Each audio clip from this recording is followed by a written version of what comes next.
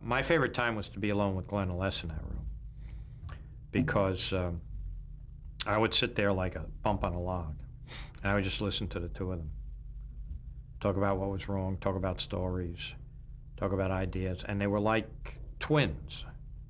They have they're very quiet when they talk to one another, as you know from interviewing them. They're very soft-spoken, and they would literally talk loud enough for the other person to hear. And I had to crane, but I learned so much from them, and I can understand their shorthand after a while about what was needed. And they were so generous, to allow me in there and to include me in this because I'm not really a writer, so I'm eternally grateful for that opportunity. And so I wanted to make sure that I executed what they wanted.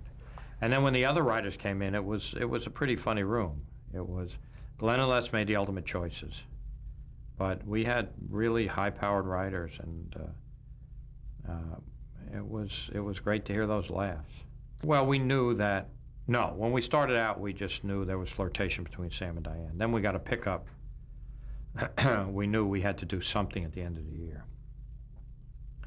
So, and that was, they have to get together at the end of the year. If Sam couldn't get a woman in bed in 1 year, then he's not Sam alone. So we knew they were going to get together at the end of the year. But if you're doing a new show, you have to make sure you do the pilot every week so that you never know who's tuning in for the first time and has to meet all these characters. So you can't do a lot of attitude jokes. You have to say what each one does. This coach, he coached me. Sam was a drinker. Diane was a student, a teaching assistant. Carla has 4 kids. You got to keep reiterating that stuff so that people can get up to speed. And so we didn't have a roadmap, and the boys always like to write themselves into a corner at the end of the year. Like splitting Sam and Diane up. How do you get her back? You bring her back because she flips out.